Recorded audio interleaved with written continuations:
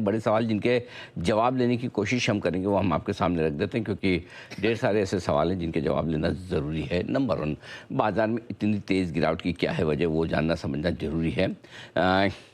23,850 क्या ये आखिरी सपोर्ट है? 23,840 है इफेक्टिवली। 10-20 पॉइंट तो ठीक है, निफ्टी में इतना चलता है तो, लेकिन क्या उस आखिरी सपोर्ट पर हम आ गए हैं? और इसके बाद क्या सारे टेंशन की वजह कच्चा तेल ही है? या आज भी एफआईएस की तरफ से जमकर बिकवाली होती हुई दिखी है? अब व्हाट नेक्स्ट? बड़ा सपोर्ट, अब अगला सपोर्ट बाजार का कहाँ है? अब रिकवरी की उम्मीद करें या नहीं? रिकवरी की उम्मीद करें, रिकवरी आए तो कहाँ, कितनी टिकाऊ, और इस रिकवरी में पोजीशन कहाँ आपको हल्की करनी है? किस लेवल के नीचे बंद होने पर खतरा ज़्यादा बढ़ेगा? सोमवार के लिए पोजीशन कहाँ बनानी चाहिए, किस तरफ बनानी चाहिए, नहीं बनानी चाहिए, और साथ ही नतीजों से पहले रिलायंस में क्या करना है, खरीदा जाए या बेचा जाए?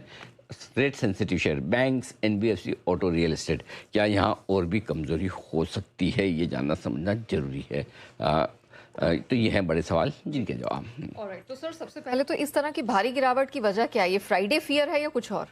देखिए, पहली चीज़ तो ये कि इसमें कोई डाउट ही नहीं है, फ्राइडे फियर तो हमेशा होता है, लेकिन सबसे बड़ी गिरावट जो फैक्ट है, डर तो देखो सही भी हो सकता है, गलत भी हो सकता है, करेक्ट। डर का तो कोई वो मेजरमेंट तो है नहीं कि आप अभी जितना डर रहे हो उतना, मतलब समझो आप हॉरर मूवी देख लीजिए, फॉर एग्जाम्पल भूत बंगला जी, पिक्चर रिलीज हो गई है।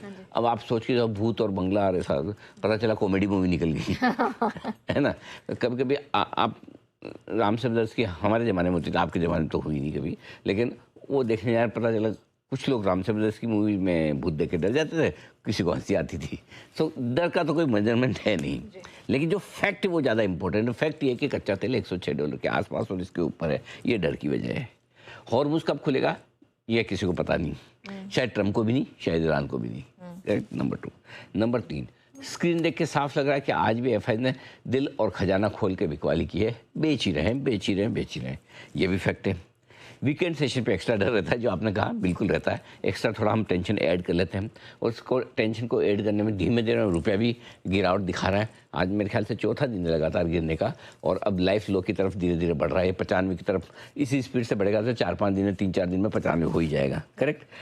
अमेरिकी बाजारों में कल उतार चढ़ाव के बीच कमजोरी रही। आज सुबह से डाउ फ्यूचर लाल निशान में बढ़ने की कोशिश नहीं कर रहे। हालांकि अच्छी बात है कि एशिया में पैनिक नहीं है, लेकिन डाउ फ्यूचर्स ढीले ही है, मामला वहाँ पर गड़बड़ी है, राइट।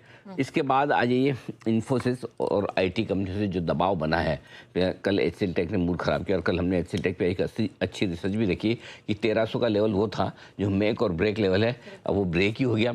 और कल हमने बात भी की थी कि ज़्यादा चांस इस बार नीचे के काफ़ी ज़्यादा, क्योंकि उन्होंने गाइडेंस भी खराब दिया, और वही हुआ। आज फिर से एचसीएल टेक एक्सीडेंट हो गया, और इन्फोसिस के नतीजे के बाद इन्फोसिस भी 6% टूट गया, जबकि हालांकि कुछ हद तक डिस्काउंट है, लेकिन इसका मतलब क्लियर कट है कि आईटी शेयरों की फिर से डी रेटिंग होने की सब चांसेस दिख रहे हैं।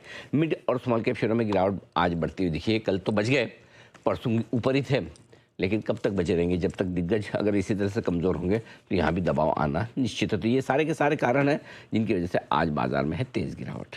तो सर अब मेरे लिए लेवल्स कौन से इंपॉर्टेंट है? क्योंकि एक लेवल जिसका आपने जिक्र किया अभी उसी लेवल के पास है। अरे लेवल तो आप पूछो मत, जो लेवल सोचो वो आ जाता है, और उस नीचे की तरफ तो आ ही जाता है पक्का, और वो भी टूट जाता है। वैसे जब पूछे ये तो बता, यही लेवल इंपॉर्टेंट है जो आपकी स्क्रीन पर इस वक्त है। 23,840-850 के आसपास का आखिरी सपोर्ट यही है। और आपको याद होगा हम लगातार एक चीज़ करें, जब तक 23,850 के ऊपर है निफ्टी तब तक बाय ऑन डिप्स है, लेकिन उससे पहले आपके लिए उसके बाद ट्रेंड रिवर्सल हो जाएगा, जो आपका पॉजिटिव ट्रेंड है वो न्यूट्रल ट्रेंड में बदल जाएगा। तो अगर आज 23,840-850 के नीचे बंद होता है तो ट्रेंड में बदलाव होगा, तब अगला टारगेट होगा 23,450 से 23,550 की रेंज में। ये हम देखेंगे। यहाँ से हमने एक उछाल दिखाया था, एक बार वहाँ तक जाने की कोशिश हो सकती है। क्लियर है। बैंक निफ्टी के लिए 55,600 आखिरी सपोर्ट है, लगभग उसी के आसपास से। कहाँ है? 55,600 के आसपास सपोर्ट है। बैंक निफ्टी भी आ गया 55,775 750 है। इसके नीचे अगर हम बंद होते तो ट्रेंड में बदलाव होगा। तब अगला टारगेट बैंक निफ्टी में 53,700 से लेकर 54,150 की रेंज का निकल कर आएगा, ये ध्यान में रखें। रिकवरी में निफ्टी 24,150 की रेंज में सप्लाई देखेगा, बिकवाली देखेगा, प्रेशर देखेगा, और इस रेंज में आए तो थैंक यू वेरी मच करिए, पोजीशन कम करिए। क्लियर है। और बैंक निफ्टी 56,450 56,850 की रेंज में अगर मिल जाए वापस रिकवरी में तो पोजीशन हल्की करें, ये आपके लिए राह है।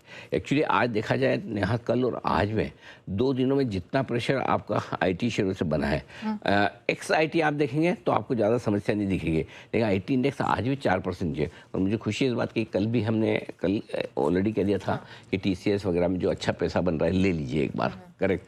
सिमिलरली कल बाजार में भी, कल इसी वक्त हमने ये कहा था प्रॉफिट बन रहा है। अगर आपने मार्च के महीने में पैसा लगाया है, अप्रैल के पहले हफ्ते तक पैसा लगाया है, आपकी कोई भी खरीदारी 23,000 के आसपास इसके नीचे को हुई है तो प्रॉफिट बुक कर लीजिए। Correct. और आज सुबह भी हमने ये राय साफ दी थी कि प्रॉफिट बुक कर लीजिए अगर आपकी डिलीवरी की वजह, अगर 2-3 साल का भी हो तो छोड़ दीजिए, लेकिन अदरवाइज प्रॉफिट बुक करने की राय भी दी थी। अच्छा सर, मुझे एक क्लैरिटी चाहिए थी। आपने कहा कि बैंक निफ्टी का नीचे का टारगेट सीधा 53,754 150, नीचे इतना नीचे? उससे पहले आ नहीं रहा। बैंक निफ्टी थोड़ा है, मतलब एक बीच में है, छोटा, ऐसा नहीं कि नहीं है। बीच में एक में कहा कि आपका टारगेट 53,754 150, हाँ, तो बीच में एक 55,000 के आसपास दूँ, मैं बता देता हूँ। देखो 55,150 55,325 है एक छोटा टारगेट, वहाँ पर भी है, ऐसा नहीं कि नहीं है। एक बीच में है, लेकिन बैंक निफ्टी में क्या थोड़ा सा वॉलेटिलिटी ज़्यादा है, कंपेरेटिवली रहेगी भी कमजोरी की तरफ, तो मैं कमजोरी की तरफ थोड़ा बड़ा टारगेट लेकर चलता हूँ बैंक निफ्टी में। ठीक है, बिल्कुल।